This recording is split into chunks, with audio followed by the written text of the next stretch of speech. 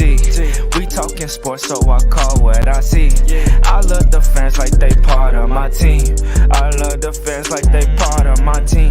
Come rock with me. We got it jumping like it's that valley. I call my dogs out the pound, let's go eat.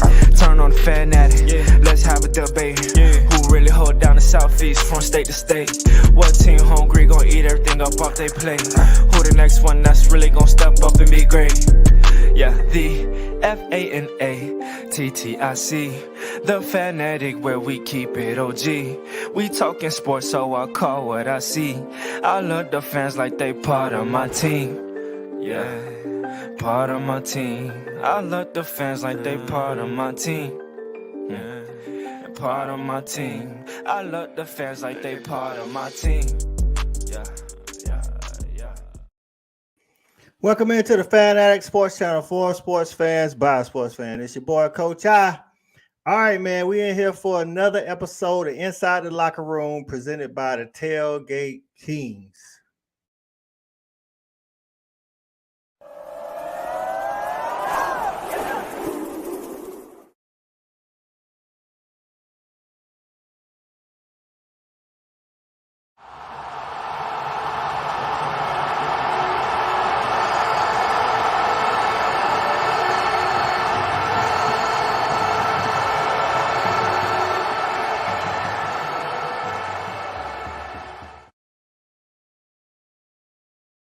All right, man, we into week number 4. Hey, listen, man, college football is the season is 25% gone already, man.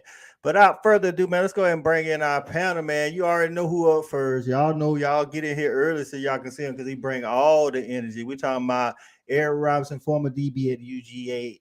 E-Rob, what it do, dog? Baby? What's up, Coach? You know what it is. Another week, another Dogs victory. I'm feeling good about that.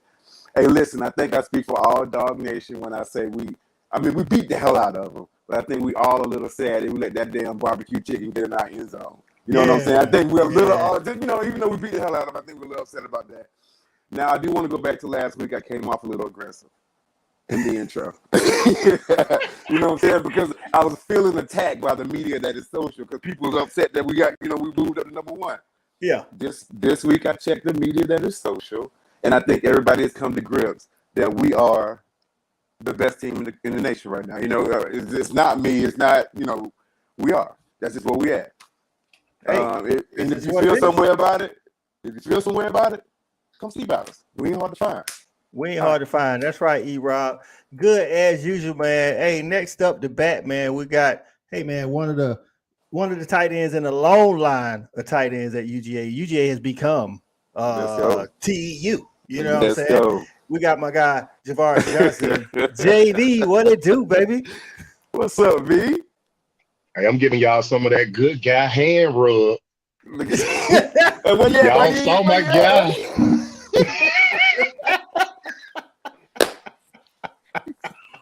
Hey, man, y'all saw Mr. 38-year-old Brock Bowers get it in this weekend. Let me let you know something, man. There is not another team. There's not another team in the country that want to see us, man. And this is real. I'm a guy that's gonna just say this, E-Rob, Coach I. Say it.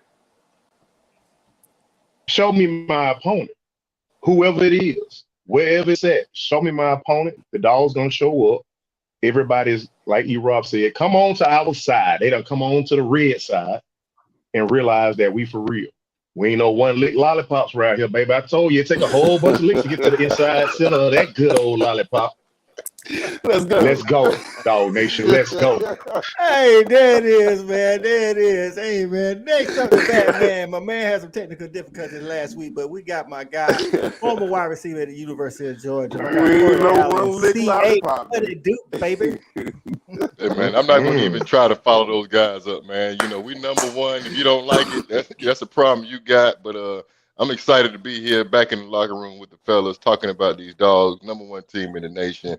We on the mountaintop looking down at you. Know that much.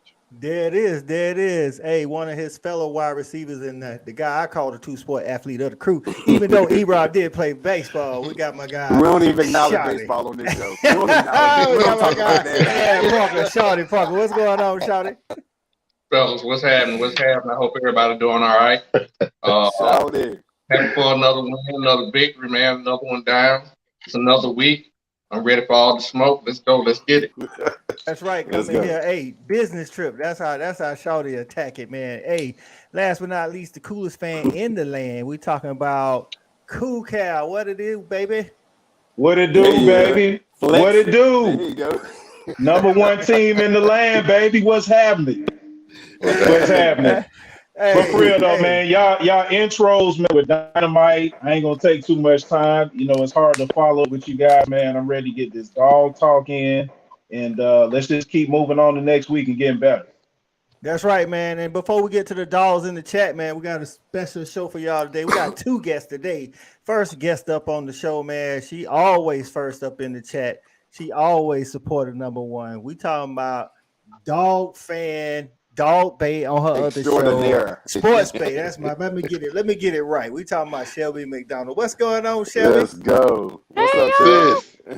Shelby, So what's excited happening? to be here. So excited. What's up, Shell?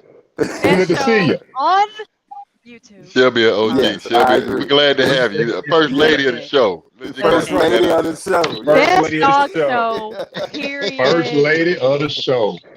Listen, y'all get it done every week. I'm just excited to be here with my Yes. friends and my Yeah, we're dog. happy to have you. We Hey, Absolutely. happy to have you in the Check out Post building. to check out Shelby. the price check, E.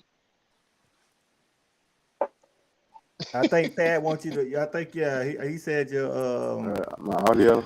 yeah. We'll put you backstage for a minute. Yeah, Hey, that's how E-Rob gets out of the start bench cut. So I guess I guess move, that Pat. hey, yeah. Hey, pulling Nice. anything to get out of the start bench cut. Nice. Before we get into the start bench cut, man, let's shout out some of the dogs, man. We got AP in the house, man. You know what I'm saying? AP be up in there. He Go, said, Pat. "Let's go, dogs!" Another great Go, week of Dogs. Dog Nation, Hot. man. Hey, What's up, brother? we ate all kind of chicken on Saturday, AP.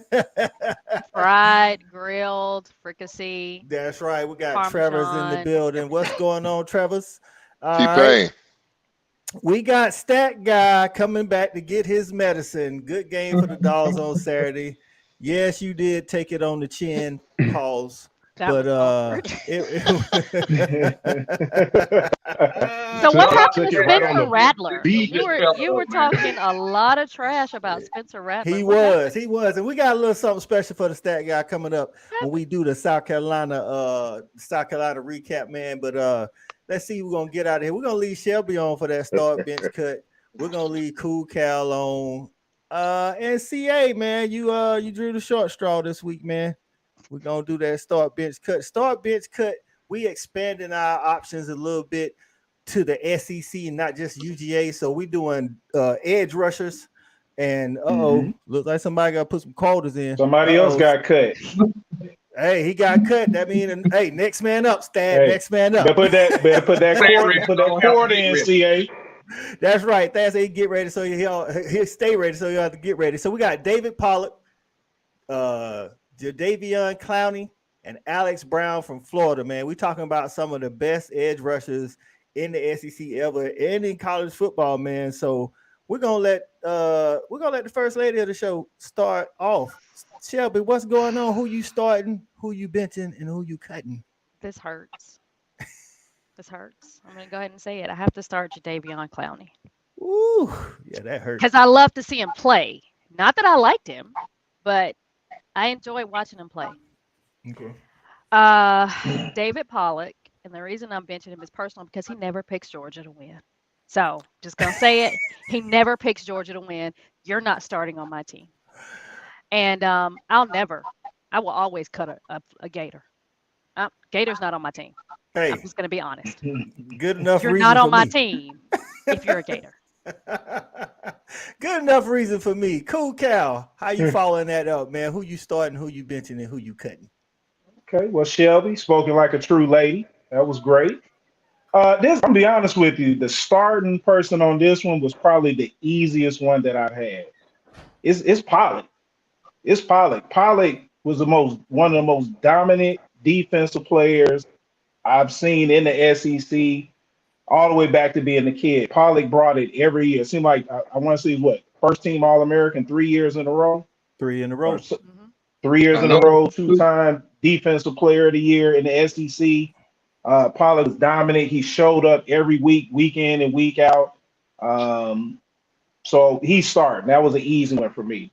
The next two was a little bit tougher. I had to kind of go back and look back a little bit at Alex Brown a little bit. I'm going to go with him at number 2. I think he had a little bit better career.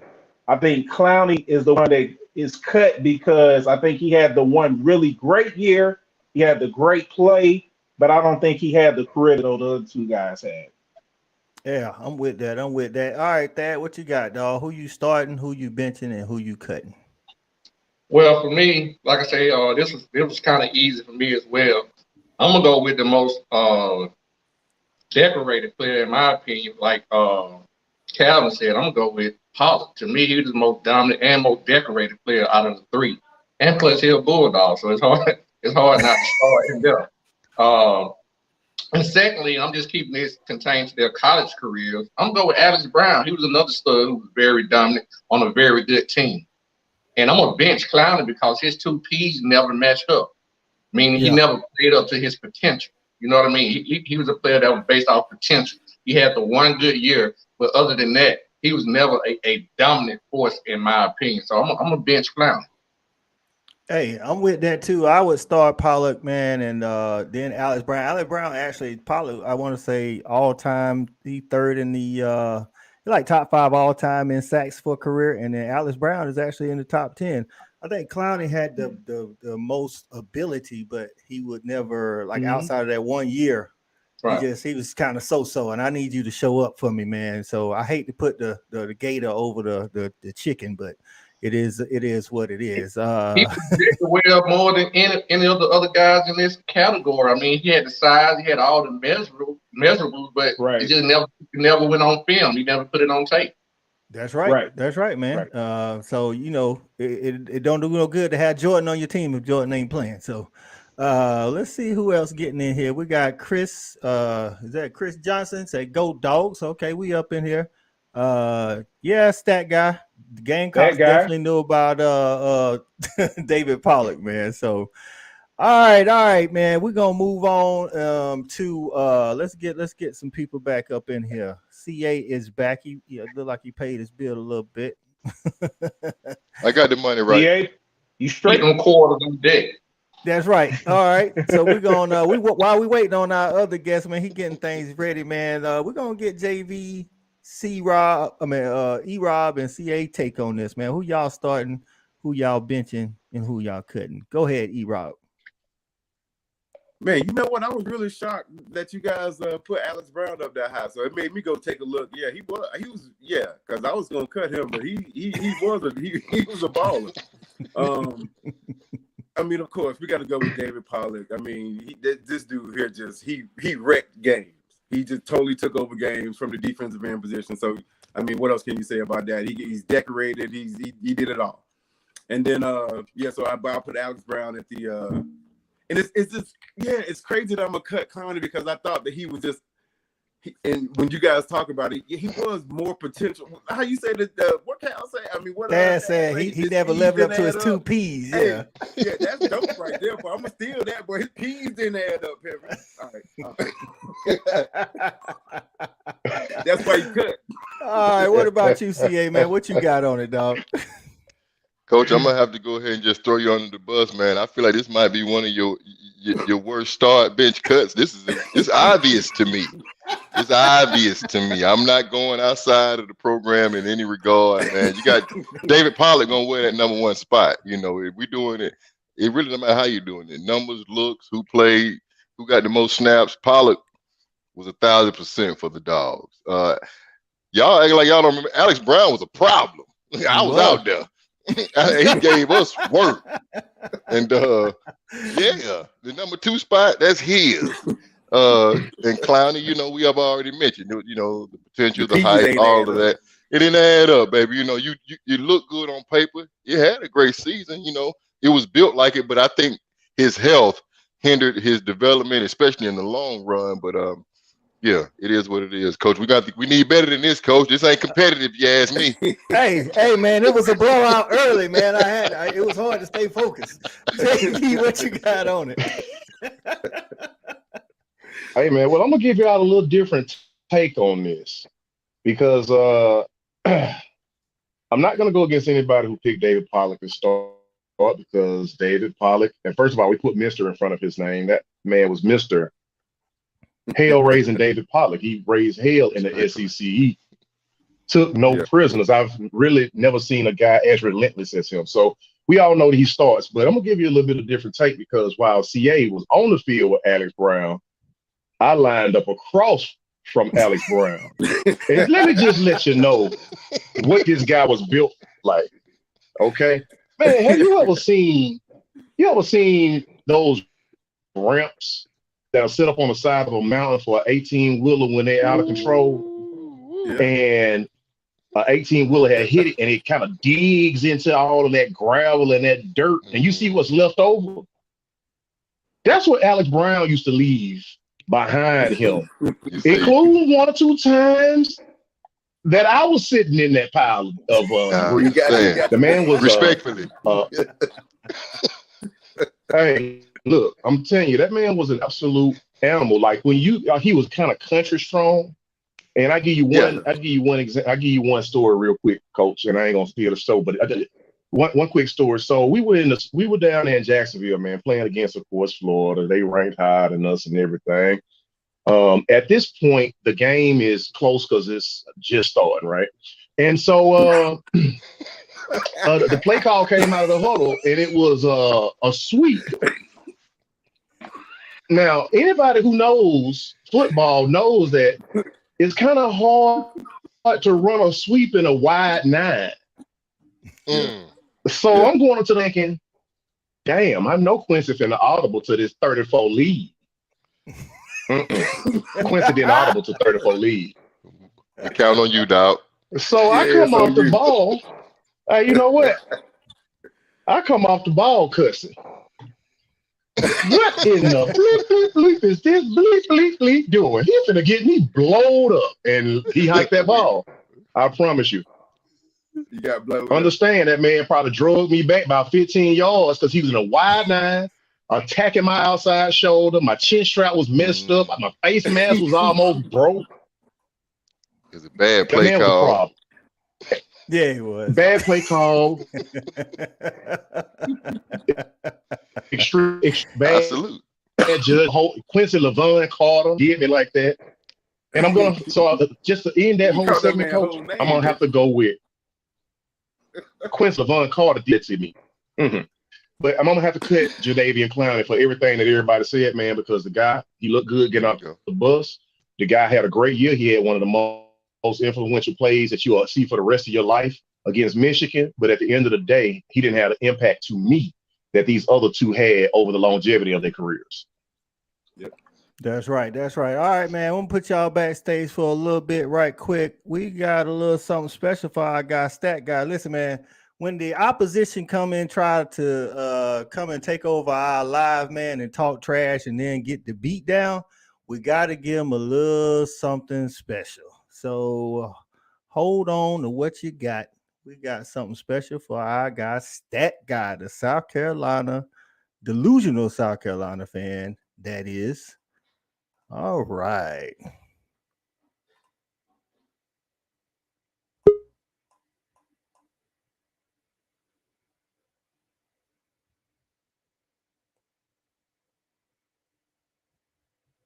All right, man. From a South Carolina Gamecocks game plan standpoint, Jeff, what do you think what do you think the game plan will be, and then what do you think it needs to be? Even Spencer Rattler came out and said it. We have to run the ball.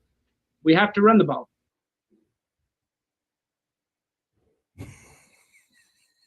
Need Rattler to not turn the ball over.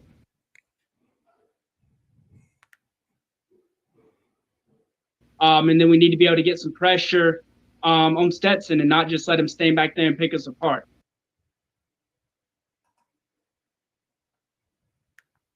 As far as my score prediction, I can't wait to get buried in the comments for this one. 21-17. Go Cox. 21-17 Gamecocks.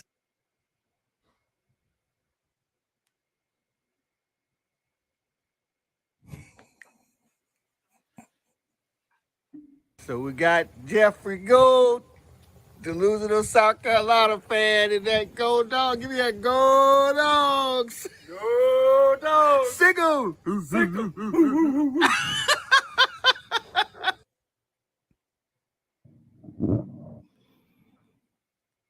All right. So we'll talk about the SEC East outlook, and then we'll talk about South Carolina's game plan, and then Georgia's game plan. Lock Georgia in the locker room.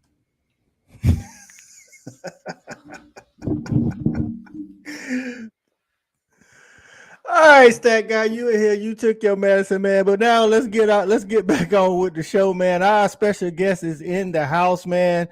We're talking about one of the best linebackers to ever play at Georgia in the SEC and in college football. We're talking about a multiple first team All-American linebacker, one of my favorite players at UGA ever. We're talking about Mr. Rennie Curran. What's going on, Rennie? Man, I'm doing great. Glad to be on, man. I appreciate y'all having me. Hey, man, we're glad you took some time out, come out here and talk some ball with us. So let's go ahead and bring our other guys back in here. We got Shelby, of course, Thad, JD, Cool Cal. All right, we're going to have a panel full today. What's up, Ren? What's up, man? Big bro. Hey, man, what RC got going on, man? The audio is going crazy since you got on. Yeah, I think that's Rennie. Oh, yeah, Rennie. You got some headphones, Rennie? Yeah, I got some headphones. I got some earbuds I can throw on. Oh, yeah, that'll be good. You good right now? No, that's when we talk to him. My bad. Yeah, when we talk, we can hear. Hey, man, we can wait on Rennie. Okay, well, if y'all want to put me back in the studio, I can. Yeah, that's what we'll do, man. So that's what it is, man. Look, who is that? CA. Oh, CA went dark on us. So let's recap this South Carolina game while Rennie getting ready, man. Right okay, CA. Matter of fact, CA, we're gonna start with you, man. Give us your thoughts on the game, man. Man, really, man, I just want to welcome everybody to this bandwagon. I seem to find all of you on with this Stetson Bennett for Heisman campaign. No one could imagine he would ever get better. And, I felt like there was the opportunity for it. I really am impressed with the perimeter blocking of the wide receivers and the tight ends. Hey, listen, I get it.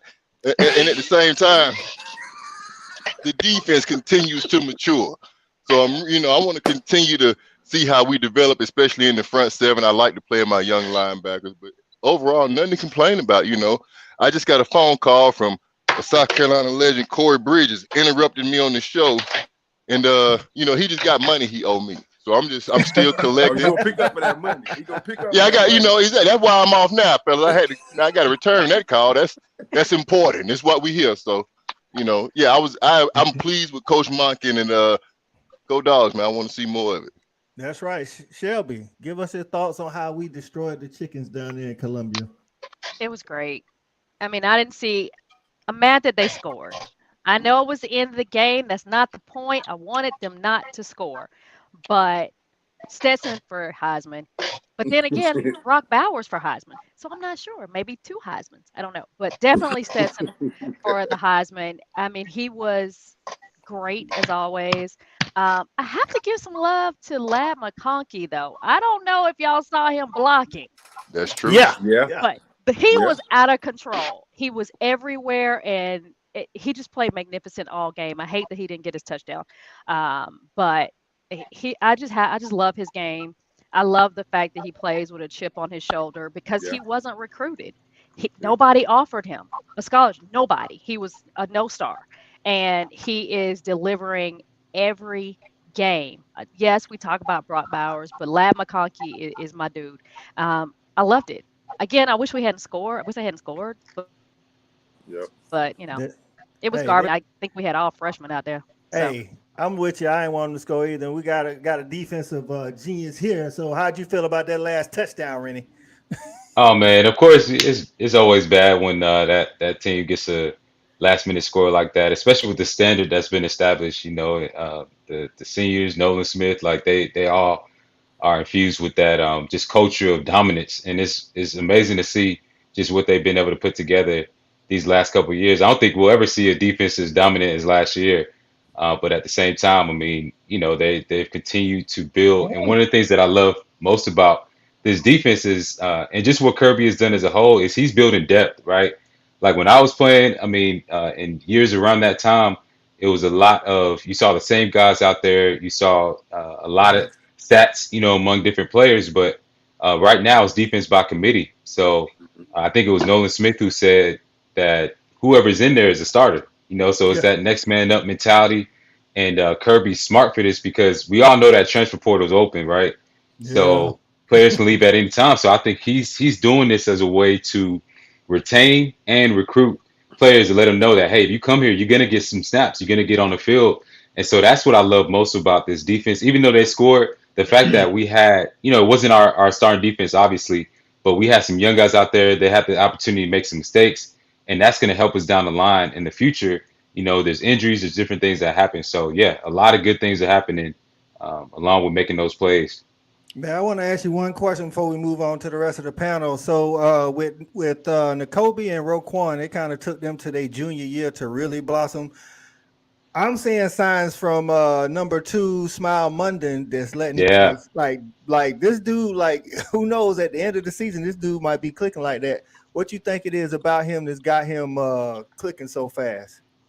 Man, so I think the number one thing is, or one of the things, of course, is the coaching. Like you can't take away from, what Coach Schumann has been able to do these last couple of years. When you look at guys like Channing, who got drafted, Quay, like nobody knew who these guys were. Don't even talk about Nakobe or, anybody else. Like talk about those guys and the fact that they're in the NFL right now. This guy can transform players, and so. When you get a guy like a Smile Munden, like it's only a matter of time before he gets to that caliber, and you can already see it. He's sideline to sideline. Another thing I love about him that I didn't even know was the fact that he played running back, and that to me tells me that he has that understanding in that sense. It's kind of like when you take a quarterback and you put him at safety. It's like they have a sixth sense and they can understand and they can anticipate just like a quarterback would, so that they're going to make those picks and they're going to be able to make those plays. So Smile already has, because he played running back. I played running back as well too. That was my natural position, which is why I was labeled undersized so many times. But it gave me, it gives him that understanding of angles, right? So that's why he's fast. Don't get me wrong, but he also has that innate understanding of angles and how to, take the right track, and even understanding how a running back thinks, right? So that is going to lead to some amazing things. The sky's the limit for that kid, man. I'm excited to see what he does. And Xavier Sori as well. He's another one who I'm really excited about to see. You got the older guys in there right now, Trez Marshall, Dumas. They're in there. They're veterans. They know the system and whatnot. But those are the guys that I think, as the season goes on, they're going to really step up and make a lot of plays for us. That's what's up, man. That's what's up. Cool, Cal. There's a lot of people to choose from, dog, but give me one person that you was, I ain't going to say impressed with, but you just was happy he got off Saturday. A lot to choose from. Man, there's a lot to choose from. I'm going to be kind of boring on this. I'm going to be honest with you. I was impressed with Stetson. I like the way that he's out there. He's controlling the team. I like the productivity he's giving us, the efficiency that he's giving us, going down and scoring touchdowns, drive after drive after drive, leading the team, making the right plays, putting us in the right position as well to go down and score a lot of points. And I really like the way that he came out in that second half, where we just came out where I thought we got a little stagnant at the end of the first half. We came out after halftime. He was sharp. He was ready to go. And I think that's going to bode well for us in big games. Once we get bogged down a little bit, I think he has that switch to where he can turn the offense back around, go out there and make plays, and continue to keep the offense moving. So I was impressed with Stetson all the way. And I definitely think he's in the league for Heisman right now. And I'm enjoying the way for him to just continue to keep playing at that high level. That's right, man. All right, he took Stetson off the board, Thad, but there was a lot of people that played really good Saturday. Of course, we played good as a team, but who give me one person that just was impressive Saturday. Wow. If I had to give you one person, I'm gonna be honest with you, it's not anyone that stepped between the lines. I'm gonna have to give it to our defensive coordinator. And the reason I'm doing that is because I'm actually seeing the progression of the defense come along. I think myself and JV talked about it in some previous shows. We were rushing 4 against 5, being able to beat those guys, being able to stop the run, being able to get pass rush. And coming to an SEC championship, not SEC championship, but an SEC game, I was able to actually see the defense morph a little bit. I was talking about sending 5, sending 6. And I saw a little bit more in that. And I started to see the pressures. I started to see the quarterback having to get out of the pockets. I was very impressed with the defense. And one thing I'm going to go back to what Rennie said earlier, I'm going to be honest with you. And I got to give Cal credit.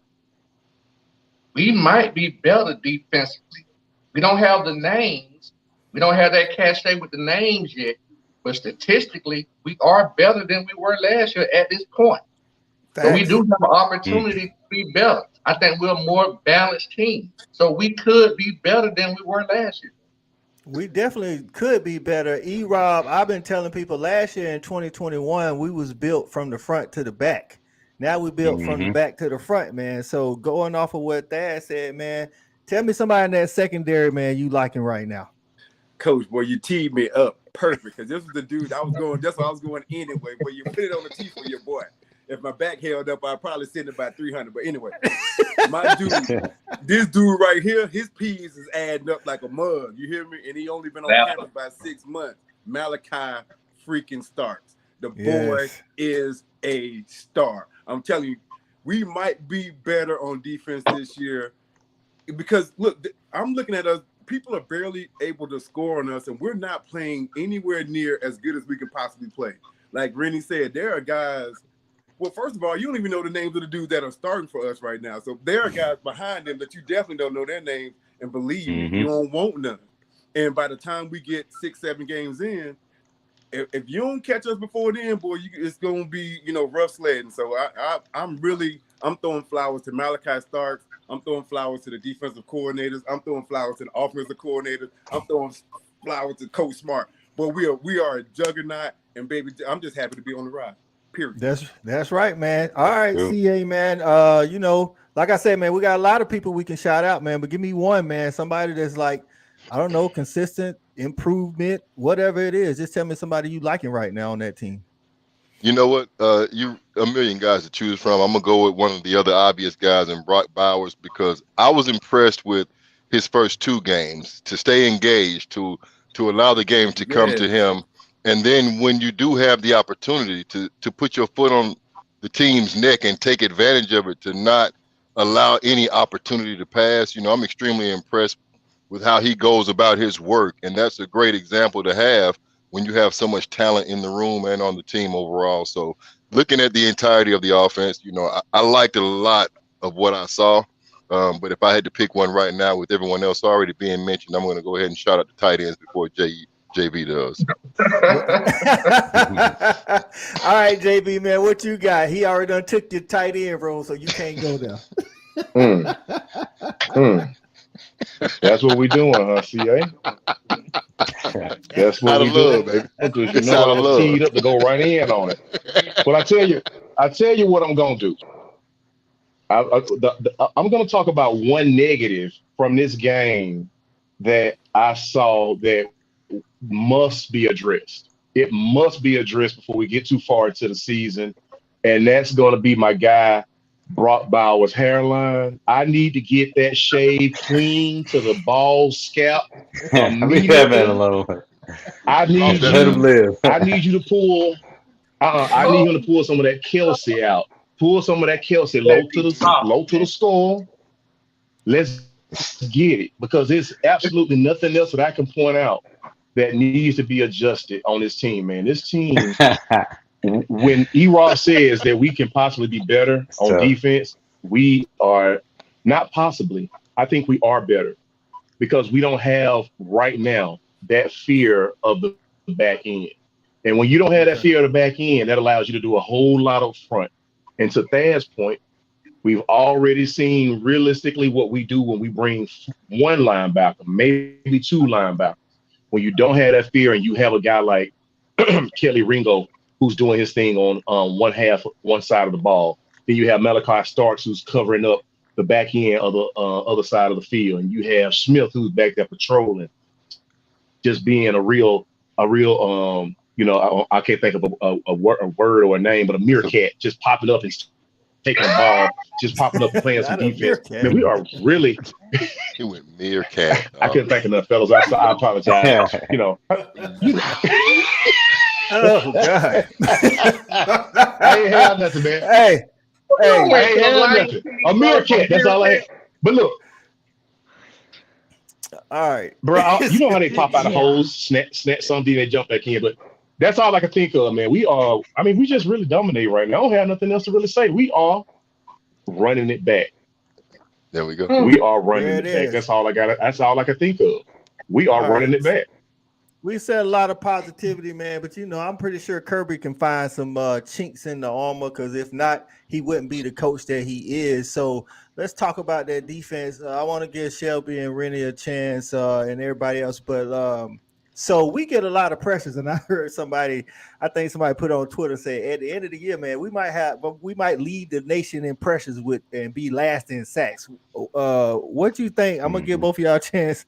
Rennie, start with you, man. What you think it is? Like, we ain't got those guys that just go beat those one-on-ones like we did last year, but the defense overall as a whole is playing better. So what you think, that issue, I ain't gonna say issue, but what you think, why we ain't getting to the quarterback like we used to? Yeah, I mean, I think this year, of course, coming into this season, a lot of teams are game planning or going into the game knowing that they're not going to be able to run the ball on us. They're not going to be able to hold the ball on us for very long. So they're really, if you watch the last two games, they've been really trying to attack our perimeter as much as possible and get the ball out quick, very, very quick with our defensive line. And that's a tribute to them and how dominant they've been in the past. That you're going to get that. Offenses are going to be copycats of each other. They're going to look at what worked in the past for other offenses, and they're going to try to duplicate that in terms of their game plan. So I think that we could have to continue to be dominant in terms of our defensive backs, getting those interceptions and make those teams one-dimensional and whatnot. So as long as our defensive backs continue progressing, continue to make those quarterbacks hang on to the ball, we're going to get those pressures. And it's starting to, to really come around. Like, we still have a lot of guys who still have to get that experience. We lost a lot of talent on the defensive line. You think of big Jordan Davis alone, that's like three people alone, right? So, so guys are still coming along, but I think guys like Nolan Smith, they're going to get their stats, and then the other guys are going to have to come along as the season progresses. Yeah, I think that secondary is definitely helping us out, Shelby. We haven't seen those big plays from Jalen Carter. You think? I knew Kirby said he had a lower body extremity injury or something, but he played a little bit.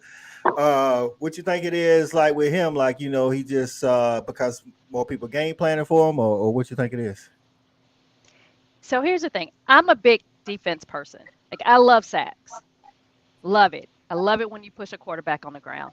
You might even step on it. It's okay with me.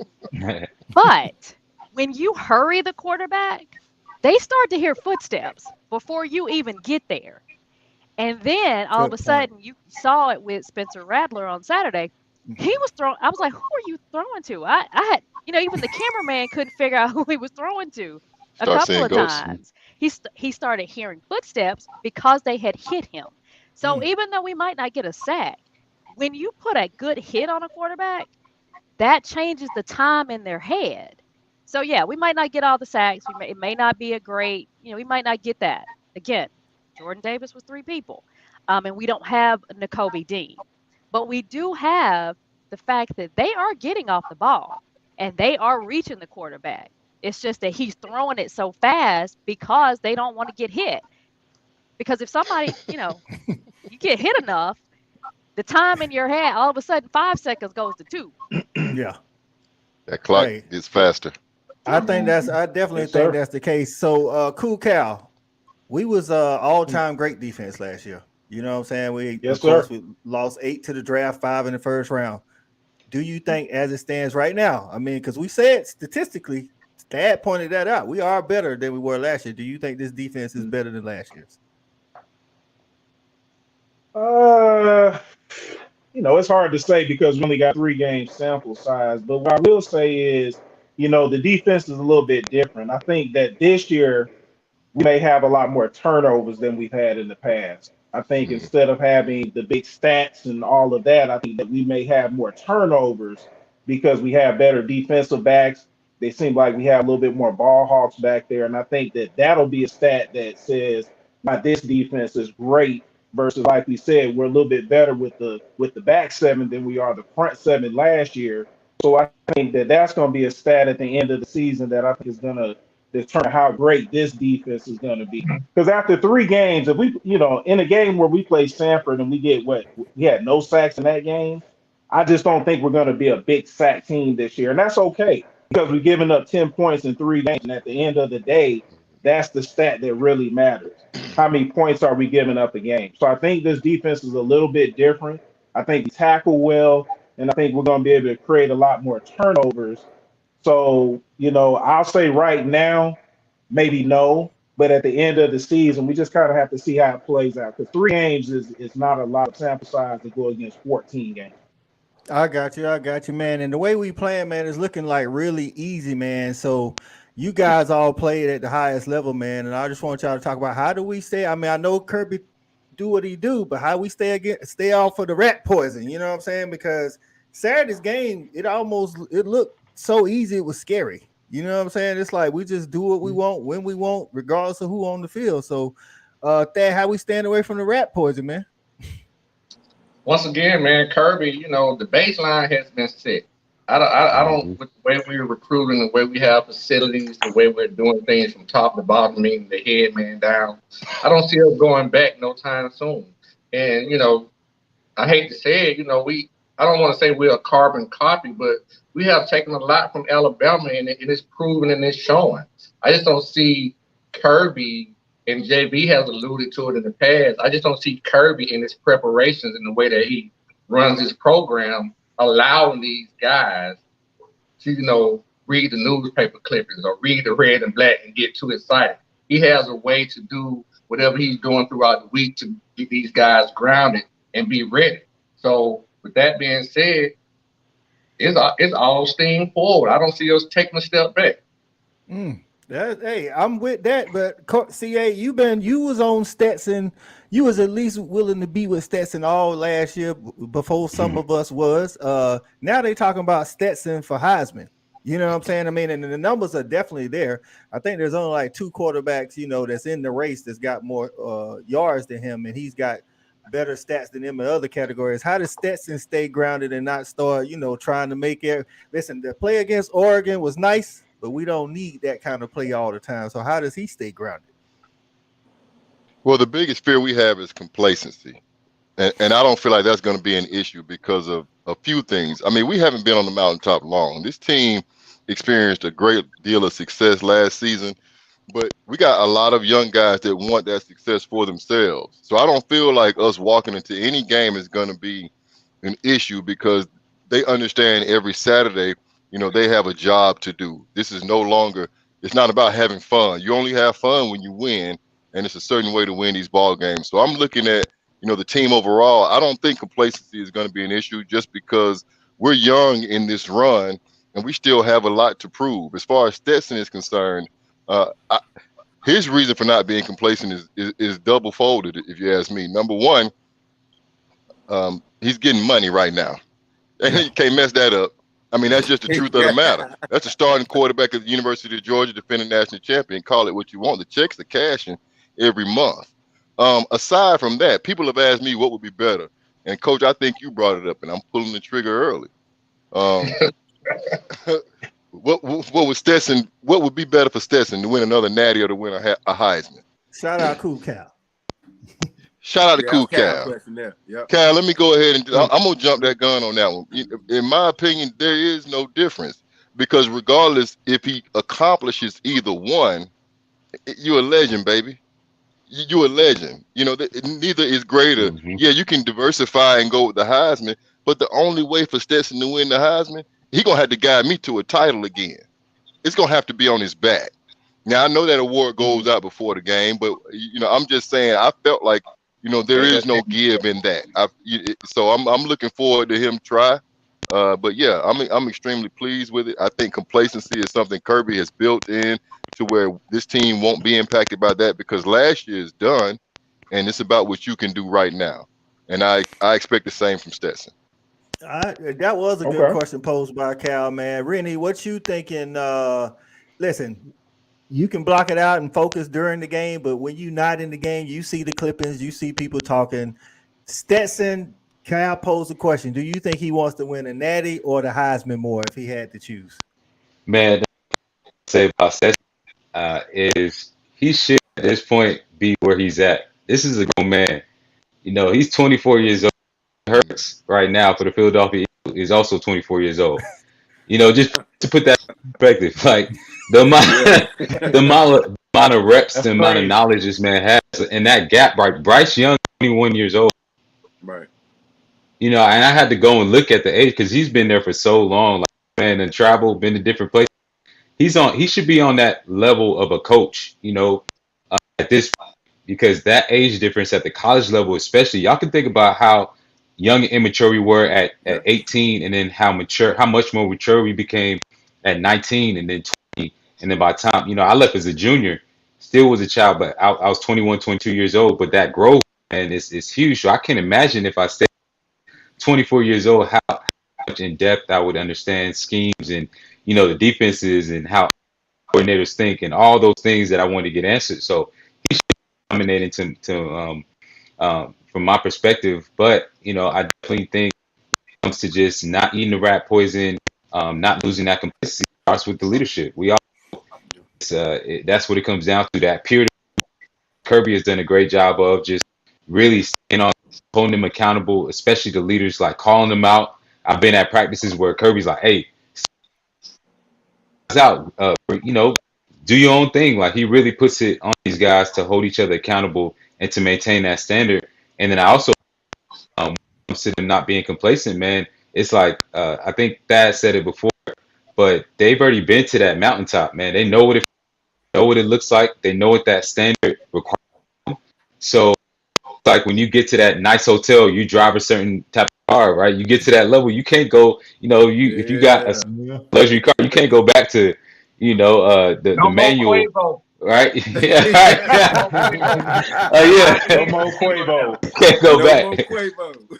Yeah, the standards have changed, man. That's just the normal now. It's like elite is the normal, and I think it's like even if they wanted to go back to that, it wouldn't even feel comfortable for them at this for talent that they have harder at Georgia. The one thing I'm sure you know is you can't get comfortable. Yeah. Because you know you can't get comfortable at all. Yeah, so, I've seen some things. We lost a player this week. He right, said, and I think it was something to that. I think, you know, he had a good end of the year last year. Probably he was going to. He was good. And then, oh boy, you know, them young guys coming to get him. You know what I'm saying? Yeah. Yes, sir. Yeah. And that's what it's gonna be from here on out. That's gonna be the culture. Yeah, dog eat dog. And I think, speaking to what all y'all have said, man, I think that's how you keep that rat poison out. E-Rob, moving on, man. Hey, man, SEC East versus SEC West. Every year we say SEC West is that gauntlet. SEC West is that gauntlet. Me and Thad talked about this a little bit this weekend, man. I know we got Vandy over here in the East, but is it just the SEC West or is that SEC East catching up, man? What's going on? I mean, the Dogs holding it down. Okay, so look, before I answer that question, I just want to make sure y'all kind of glossing over some of the answers that Shelby is giving. FCC, y'all just make sure y'all point towards. She talking about stomping out quarterbacks and doing all kinds of evil stuff. I'm not involved in any of that. I just want to tackle them. I don't want to stomp them and do whatever all that stuff she want to do. But anyway, there ain't no penalty if they don't call it. Hey, long as they don't call it. Shelby is gangster, y'all ain't even hear. She's saying it so slick. I don't think y'all catching what she's saying. But anyway. That's a tough question, Coach. I don't know. For me, I feel like they're about even because they're kind of top heavy, and then kind of after those first couple of teams, it's kind of a toss up. So, you know, I'm going to cop out and take the easy route. I'm gonna call it a tie at this point. We'll lead him with the East because I think that the best team in the SEC, bar none, is the University of Georgia. There it is, man. Before we go on, man, y'all in the comment section, go ahead and get y'all questions ready because it's about that time, man. Questions for Rennie, questions for Shelby, questions for the panel. Go ahead and get them questions ready so we can get to that after this. So, JV, SEC East or SEC West, man? What you got? Listen, man, I'm not going to play the politics in the game right now. The SEC East is pushing. I don't know what's funny, E-Rob, because I will tell you the SEC East is pushing the competition right now, baby. When you look at what the West got, of course they're going to have Alabama over there, and I think that Alabama has some holes that they're going to have to plug up before they get to these dogs. I ain't scared of them. I want them. I want them in the SEC Championship on December the 3rd, 2022. But when you're looking at the other teams, Texas A&M, you're looking at LSU, you're looking at whoever comes up next, Auburn. You can put them in your hand like sunflower seeds from then on out and just throw them on the table. They're pretty much the same team.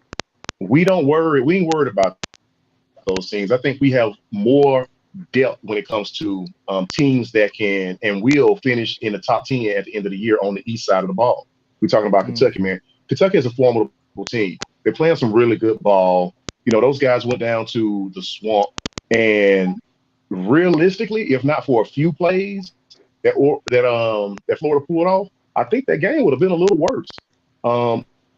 I'm at Tennessee, man. They make tremendous strides. Hence the reason people continue to talk about them very favorably in every show that you look at. And if you look at the game, they look pretty doggone good. So they don't look good as the Dogs, but they're coming. And so, and even Lowly Vandy, man, is coming out here putting up some at least decent numbers and playing some decent ball against teams they should beat. And so when you ask me that question, yes, the SEC East is going to lead the roost this year. You'll see it in the top 10 at the end of the year. There it is, Shelby. What you think, man? SEC West always get all the accolades, but even Candy Vandy 3-1 right now. I know. I was so proud of Vandy. Bless their hearts. I don't know when the last time they won 3 games in the season. I have to agree with JV. The East is coming up. I watched the Texas A&M Miami game, and I watched last week when they lost. I don't even know who they lost to because it wasn't important. Texas A&M doesn't look good. Florida, we're not going to talk about it. Tennessee looks good. Kentucky, I mean, I hate to say it, but Kentucky looks good. They're still a basketball school, but they still won. And SEC West doesn't look good. I mean, LSU was wrong for what they did to Southern. And that was just uncalled for. Y'all were just mad. They didn't have to do that. They just were mad because they lost the week before. Because y'all paid Brian Kelly all this money with his fake Louisiana accent. But the SEC East is coming.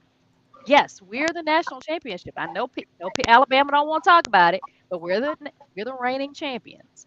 So I believe that the East is coming up. The West just looks really bad. Maybe it's a fluke. Maybe something's going on in the water. But the West looks really bad this year. Yeah, they look bad. Dad, man, what else you got on? Let them in on a little something we talked about, man. The SEC West or the SEC East. I like to say we got Vandy over here. Mizzou ain't doing too good, but what you thinking over there, man? Well, I mean, I think what separates the two sides is I think when you look at the top 3 teams, I mean they pretty comparable to each other. I mean it's 1A, 1B, however you want to look at it. But what separates the two sides is going to be that that 4th, 5th, and 6th team. And, that's where the division comes in at, because you can go Alabama, Georgia. You can go Kentucky. Then you can go Ole Miss, who I think is rising this year. That's what then I'm with. In the third place, you can go Tennessee and Texas A&M. It's not really a lot of separation between any of those 6 teams that I just mentioned. Like I say, the separation comes when you get to that 4th, 5th, and 6th tier team. And even when you get down to that, it's not a lot of separation there either. So SEC is on the come up. Yeah, I mean it's pretty even when you look at it in its totality. Because when you look at it like this, the worst team in the East you're gonna probably say is Vandy. Then you'll probably say the worst team in the West is probably Auburn. But Auburn is probably better than Vandy. I think we all agree with that. Yeah, I think I have to a little bit, but not much. But Not Man, by give me much. some of it's this. just it's different. Listen, man, I'm very honest. It's different to say Auburn, the West team, and the worst team in the West, They man. kind of Right. are right now. Let me I get know some. they Let me go. down. They definitely Terrible. down, man. Because when all of y'all, when Terrible. y'all played and we was in school and like Rennie played, man, I know there's some battles out there with Auburn, man. But Auburn, they looking real bad right now. That's why I Real brought bad. it up. It's like, normally you have those namesakes. You got Bama, Auburn, LSU, Texas A&M. They got the names, but like you say, I mean, Auburn is playing about like Vandy right now. I mean, honestly, I heard the Coach. quarterback. Listen, the quarterback about to get benched, so I don't know. I don't know neutral field. I don't know who gonna take who. They better than Yeah, but Coach, one can I say team in the something? Go ahead. coach. Oh, I was just gonna say one team in the West that we are forgetting about. That's a pretty solid team is Arkansas, though. Yep. Arkansas's got a pretty good team. I haven't heard them mentioned. So, but if I had to look at it overall, players, I think the West has a little bit more talented players overall than the East, in my opinion. So, Yeah. I I don't don't know. know, I man. think they're about even. I think they're about even. I think they're Okay. about even. Okay. Yeah. All right. What you gonna say, CA? Arkansas should have lost to Missouri State, Kentucky, Tennessee, Georgia. Man, the league is actually sorry this year. I don't feel as good about the league as I ordinarily do. South Carolina's quarterback ain't no good. Florida quarterback turned out to be sorry. Vanderbilt ain't doing that. That's a lie somebody told Shelby. Vanderbilt ain't doing that. Don't tell that They lie. won 3 games. That's No, that better don't than mean they that they ain't ever. played nobody. That's it. It's over for them. They seeding Yeah. over. Them 3, it's a wrap. They finna walk into the league schedule. They ain't gonna get nothing else. And the West sorry too. So it's top Call heavy. them all I out, CA. feel like Call them we're a all top out. heavy Oh, league on it's both very top sides. heavy. Very top Yeah. So heavy. I don't see it's only really 3 strong teams in the East, 2 and a 3 possible in the West. Texas A&M, you saw what they almost did. What they did, they're not almost, they lost. So Yeah. I Yeah. don't know. I need to see a little bit more. It's early in the year, but at this juncture, ain't nobody really, because we can't talk crap outside of the conference. You saw what Penn State just did to Auburn, right? Ugh. That's right. Yes, sir. It Yes, sir. ain't. So we top heavy if you ask me. Okay. So let's get to a question or two here, and we'll let everybody get a stab at it. We got the Hog Wild podcast in here. Obviously, the Arkansas fan. What's going on, Marlon?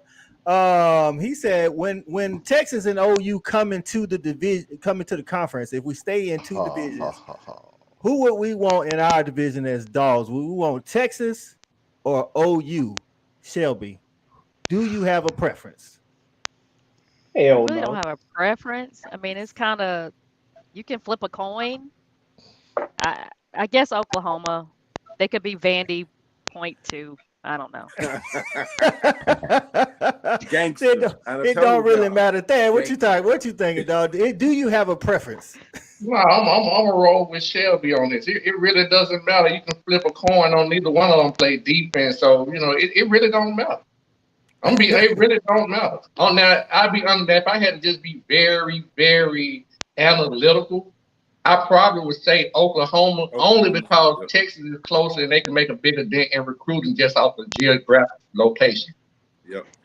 Okay, Rennie, what you got, man? Like if you was playing for the Dogs, I guess put yourself in this situation. And who would you rather play, Oklahoma or Texas? I'm with Shelby. It doesn't matter at all, man. Like either one of them, they're just another team to me. If I'm playing, I'm licking my chops and just seeing who I can make a big hit on. That's how I feel about it. It don't really it don't really matter. I'm with it too. E-Rob, as a DB, man, I think Oklahoma might throw the ball a little bit more, man. Who would you rather play against? You want them stats. I know you want them stats. Yeah, no, of course that plays a part into it, and I believe I'm with that. Like geographically, I would worry about Texas and recruiting. I'm not really worried about either one of them. But really, I want to ask Rennie a question real quick. Yeah. While we're talking about defense. All right, so you've seen how Kirby has pretty much made the middle linebacker like the feature position on the Georgia defense, right? You see these guys winning awards, blah blah blah, going first round, all this stuff. Put yourself in that position. How would you be eating right now if you were playing middle linebacker at the University of Georgia right now? Go ahead. Boy. Go say it with your chest. Go ahead and say it, man. Oh yeah. You be I mean, right. I'm jealous. I'm not gonna lie. I'm jealous in the Kobe. The fact that he got that big a dude, Right in and front of him. then he got to go to the league with this man. Like, when did that happen? That's probably unheard of. That'll probably never ever happen again.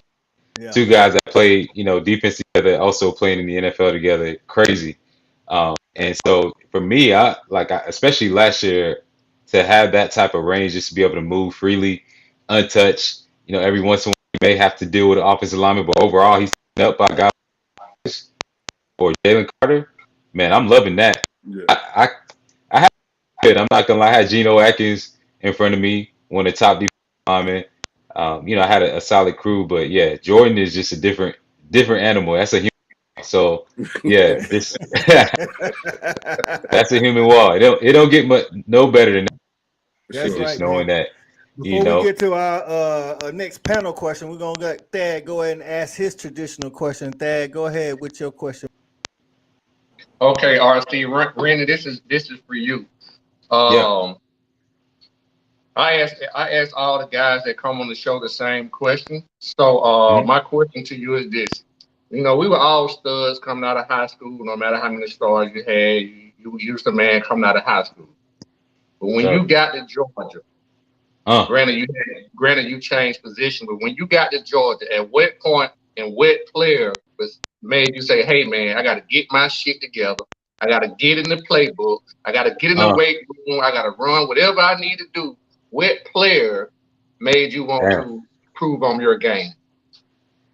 Boy, I remember, and this happened before I even got to University of Georgia because I grew up right down the street in Snellville. So my little league coach used to pick me up, and we used to practices like I'm talking about when I was in 10th, 11th grade, and so it started then. Going to the practices and just walking out there. I was shorter. I wasn't nowhere near 220, and this time I'm just dreaming about it, right? So I walk out onto the field. One of my first times, man, going to University of Georgia during spring ball. The first guy I saw was Max Jean Gillis. Yeah, Max Jean, and who's the tight end who played around that time? I don't know why his name's about 6'8". Leonard Pope. You supposed to be telling us. Right. No, I'm telling you, man. I realized that like Leonard Pope. Leonard Pope. He was actually the first guy. I saw Leonard first, 280. Then I saw Max Jean, and myself like, damn, I need to get my ass in the weight room, or I ain't got no chance out here. And so I just being out there, just seeing those guys, man, how big they were. It challenged me at that time. That's when you had Jevaris Johnson, you had Tony Taylor, after Odell Thurman. Really just put me on my P's and Q's. I've been wanting to go to Georgia from like 16 years. Challenge started then, and then when I walked into the locker room, just looking around. I mean, you got to humble yourself. And so at that time, you got Thomas Brown, you got Brandon Miller. Brandon Miller's 6'4", 250 pounds, and I'm walking in 5'11", 220 barely. And so, the size difference is there, but I had that faith, I had that determination, and I studied guys like y'all, man. I studied the greats. I really, really spent that time, man, in the weight room, in the film room, and just dedicated myself and believed until my opportunity came. And man, I appreciate you answering that question. And the reason I asked that particular question is because a lot of fans and a lot of people don't know what goes on in the background when you're practicing UGA. So it's good to hear some names that some people may not be familiar with. So I appreciate you answering that question in totality and honesty. Definitely. For sure. Definitely. That's a great question. And I got to stay in the question I asked everybody too, Rennie. So you just said you've been a dog your whole life, basically. You've always wanted to be a Bulldog. And I know you wanted to bring a championship home while you were playing for the Bulldogs. We all did. You didn't get it done. I didn't get it done. None of us got it done. We finally got it done 41 years later. Right. Okay. Big game. Where were you when we finally won the game, and what was your reaction? Man, I was right in the stadium. I got blessed with some amazing tickets last minute on the 50-yard line. Yes. So yeah, I was with my girlfriend, and when Keely caught that last pick, man, I about tackled her. I ain't gonna lie. Like Yeah, I just like I was too fired up, man, and like how much blood, sweat, and tears we like, just how many long and practices and mat drills and everything, man, the sacrifice, man. So everything back, man, just all the work and then also what these guys have went through because people forget that there was a pandemic, like we didn't even know it's gonna be a season or not, and just everything going on with society, with social injustices and all, man. Like on what they did, man, I was just proud. So there's a lot of different emotions going on. That's what's up, man. That's what's All up. right, we gotta Yeah. before we we're gonna talk a little bit about Rennie, what Rennie's doing right now in life, man. But before we do, we're gonna let a couple of y'all answer this last panel question. Dogs, we in here for a little bit longer tonight, man. We got a good show going on, so we in here for a little bit longer. The question is for the panel: who is your all-time favorite Bulldog? Shelby, who's your all-time? Hey, nobody get their feelings hurt. Shelby, who's your Wow. favorite Bulldog, man? Okay. This is gonna hurt some feelings, and I know it is. So I'm just gonna go with the years I was there. It would have to be Get one. Say it with your chest. Come on. Corey Allen. Oh, Because let's go. we beat Georgia Tech. Oh, Every year. And Every year. Listen, I grew up in Atlanta. Check in the mail, baby. He did not pay me to say this. I lived down the street. I grew up in Atlanta, so of course I lived and I lived like 10 minutes from Georgia Tech. And at one time I thought I was going to go to Georgia Tech. I don't know why. Oh, clearly I was. I don't like and I don't like math. I don't even know why. So anyway, and then I got my acceptance from UGA, and I went, and I just don't like nerds. And I don't think. Listen, I am proud that that they're in Atlanta and they're from the state of Georgia. Listen, thank you. You bring our GPAs up, but the football athletics is not your ministry, and I need y'all to stop. And when he caught that touchdown, and I mean, we're home.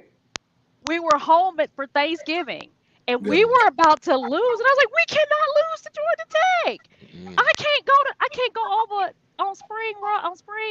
I can't go to the varsity with my Georgia stuff on.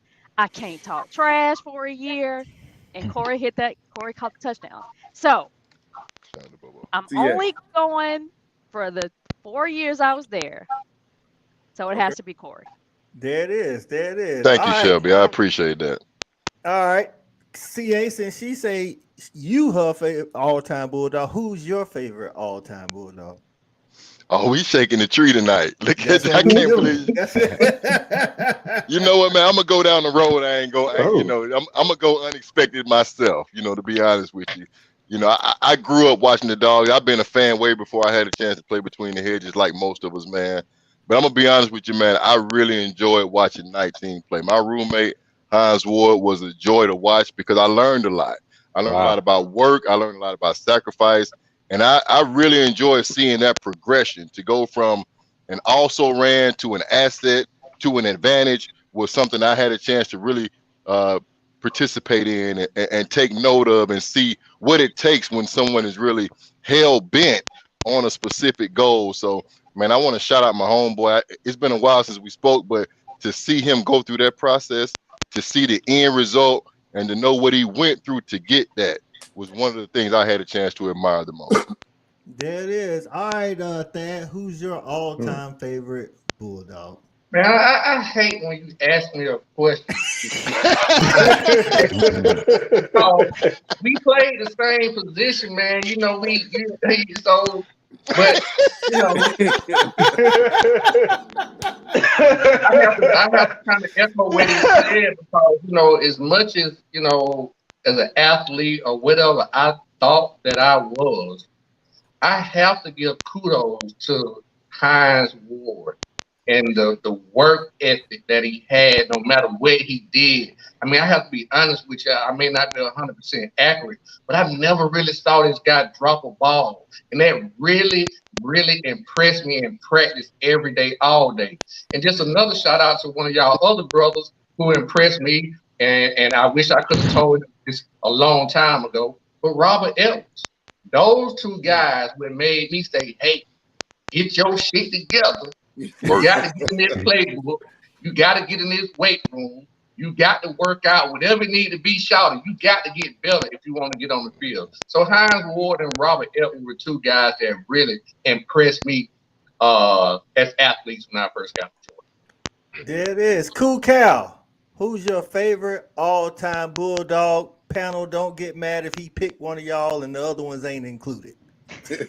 hey, I'm gonna be honest with you, man. Since CA handing out them checks, I'm going with CA. When you go to the mailbox, when you go to the post office and send Shelby, send me mine too. Don't worry, they back. You got it. Go ahead, Cam. Yeah, man. I'm gonna go with a new guy, man. I know it's a ton of guys we could pick from, man. I love the Dogs forever. But I'm gonna go with Jordan Davis, man. I like the story of Jordan Davis, man. I like how he came in. He wasn't a highly recruited guy. He was a big guy. He came in. You obviously saw how hard he worked. You know what I'm saying? To see where he went from his freshman season to his senior season.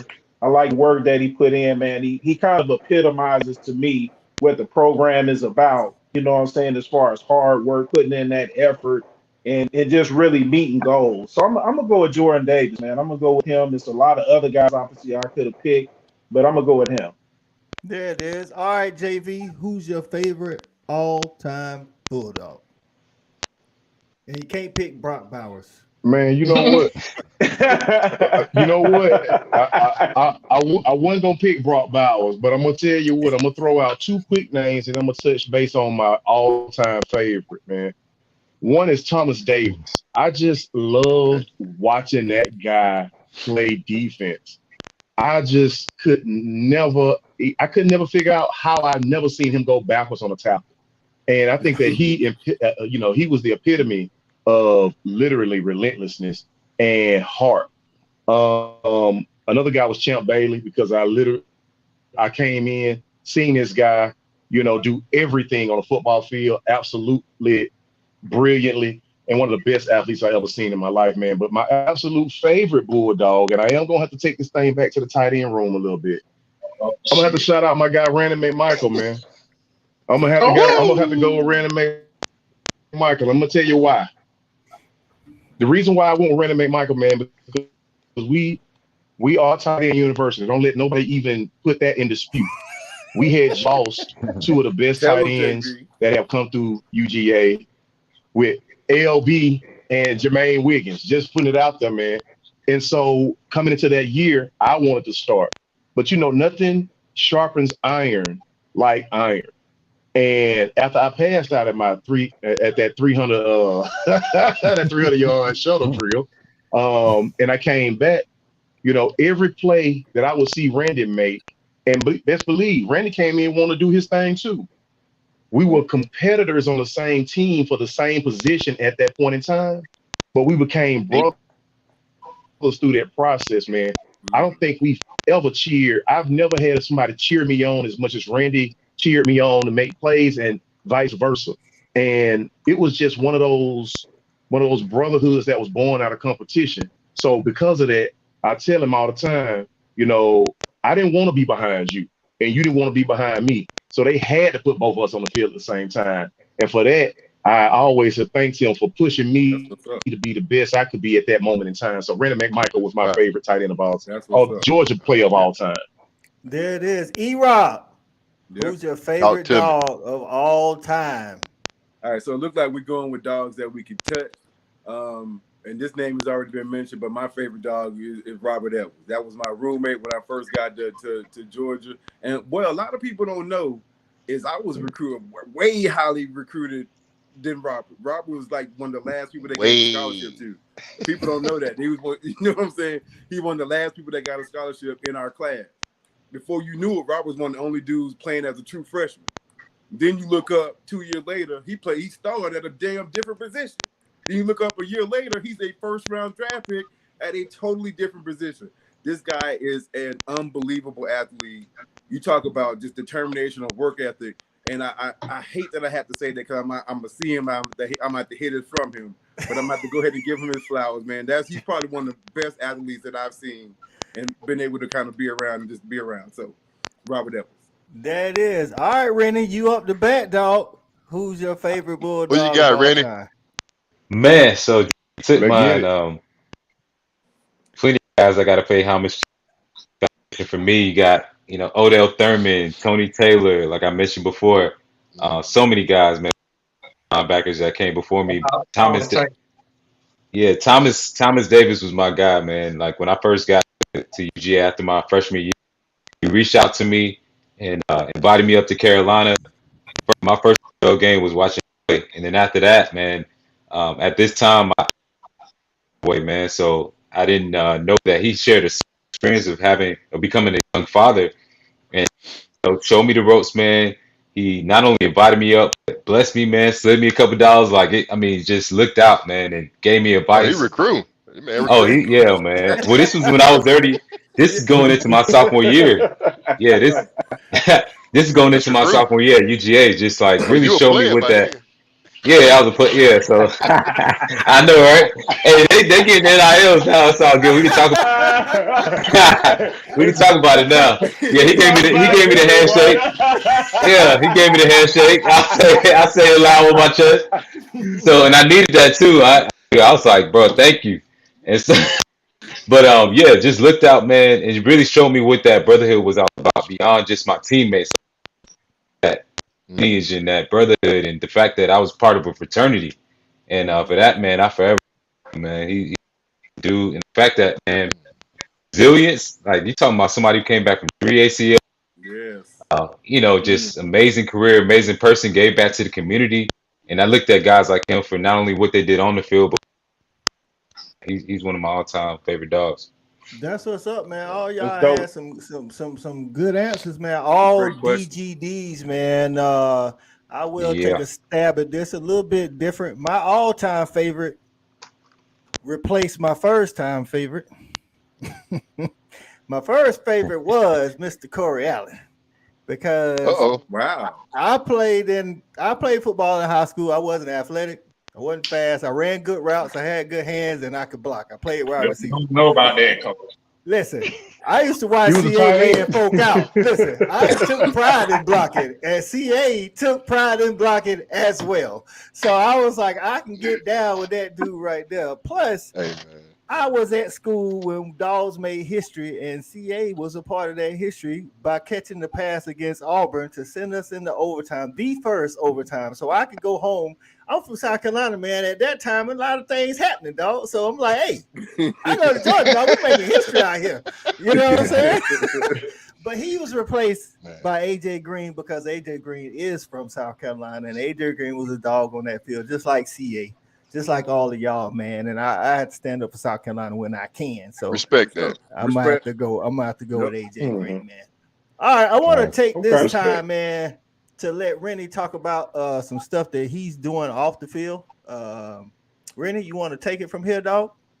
Yeah, sure, man. I appreciate that, and first and foremost, appreciate y'all again for having me on this show, man. It's always an honor to just connect with all my dogs, man. I really respect and admire all you all. And for me, since I left, I mean, even before I stopped playing, I got into public speaking and started by just speaking to little league teams at schools and eventually churches, really just leveraging the platform of the G. And now that's what I do full time. So I'm a keynote speaker, I speak at schools, businesses, associations, on leadership, team building, and high performance. And then I also do workshops. I do one-on-one coaching, working with executives and entrepreneurs, helping them with anything from improving their strategies, their marketing strategy, their personal brand, to helping them just be more accountable and more disciplined. A lot of the stuff that I took from the field, man, just applying it to the business world, and it's been a blessing, man. God has really been good, just blessing my business and whatnot. I also have a nonprofit called the Game Changers Foundation, and I hope I'll definitely be able to get you all involved in that. But basically, we help current and former athletes in sports, business, and life.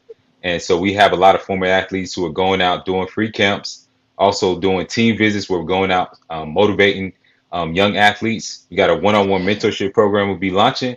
And then the last thing is that leadership development. So we'll be helping guys when they're transitioning just to get those job opportunities and get as well opportunities just to train and improve themselves, man, whether it's life skills or mental health and different things like that, man. So that's what our foundation is about. So I appreciate this platform and the opportunity to share what I'm doing now. Thank you.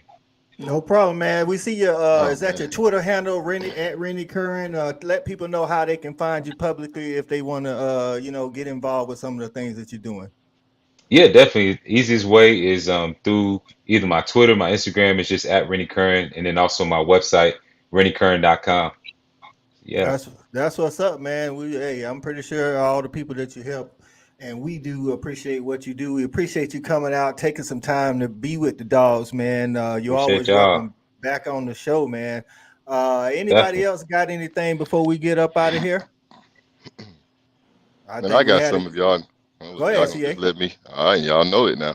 Hey, Rennie, I want to say thank you for joining the show, brother. I had a chance to read your book. I see your philanthropy out here, in these streets. I look at you, I look up to you. You're a younger man than I am, but, I just want, guys like you, Ben Watson, Matt Stinchcomb, Travis Stroud, set great examples here in this community. And I want you to know we see you working. We appreciate it, brother. And thank you for coming and joining us on the show. 100. Thank you, bro. That means a lot. For real. Much love. And we want to also thank Shelby for getting out of the chat and into the video and giving us that. We needed you. Thanks. First lady of the show. That's the first lady, man. We got to give her the true nickname. First lady of the show. I jotted First down lady and Queen Teddy. Go ahead, stuck in my head with the last few statements that you said, and I think it's very important. You use the words of terminology in terms of using the G as a platform. I think that's very important. That's one of the things that we don't understand as players, because transitioning from football into real life is a real thing that we have to deal with. So a lot of players don't understand, and using the G as a platform to help catapult yourself up into a better life. So I really would like to know a lot more about what you're doing. I do a lot with fatherhood, so I'm very interested in networking here moving forward. There we go. Yeah, I would love to, man. I'll be happy, man, to share my contact info. Anything I could do to support anybody, any of you guys, man. Y'all want to do more speaking, anything like that, man. I'll be more than happy. I'm an open book, so yeah. There it is, man. Dogs connecting dogs, man. I love to see it. Hey, man. And the dogs doing good on the field and off the field. That is what's up. We definitely appreciate everybody in the chat. I see Marcus Sellers. Hey, man, you showing up late. I don't know if you've been in there, but good. Love to see you, dog. So we appreciate all our dogs in the chat, man. Appreciate everybody on the panel. Appreciate Shelby and Rennie taking some time out to join the dogs, man. Thank you. That's gonna wrap it up. Absolutely. We got Kent State on deck at noon on Saturday. Check out the dogs, catch them early, or you might not get to see your favorite dog. I don't know. They might not be. Party on Saturday, man. Get there early. Party on Saturday. It's not even on TV, y'all. It's not on TV. It's on ESPN Plus. No. ESPN Plus. ESPN SEC Network. SEC Network Plus. Not the SEC Network. Hey, listen, Coach, I got them all. So I it's we need you, Shelby. Thank you. The dogs can't. Yeah, the dogs can't hide from me. So you can you can listen to it on WSB. Like. There we go. Hey, shout out to Shelby too. We need to get that pic. You need to go find that picture. Yeah. Shelby got some old school pictures from the late 90s. Yeah, Shelby got that picture. She ain't deleted that picture. I have some. Shelby, I might have pictures. Burn pictures. Oh man! Hey, lifetimes ago. Shout out to my dog Rico, man. We were all at the pajama party. Okay, we were all there. Yes, we Yeah, were. I wasn't there. Yeah, even I was at the pajama party. Absolutely. Oh wow. I wasn't there. Thumbs up. I was definitely at that pajama party. I was definitely at E-Rob wasn't there. I was there.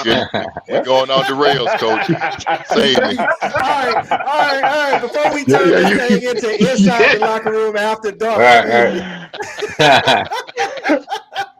Hey, for everybody on the panel, man. We could just call it the Mac. Hey, y'all just lucky y'all ain't have to worry about social media. That's all I have to say.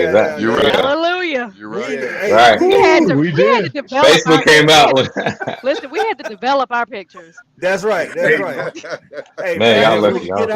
They just had Napster. That's all funny. my guys on the panel: Cool Cal, E-Rob, JD, CA, Thad, and our special guest Shelby and Rennie Curran. Man, this is Coach I, the Fat Addict, inside the locker room, presented by the Tailgate Kings. Go out of here and go Dogs. Go Dogs. I'm telling you.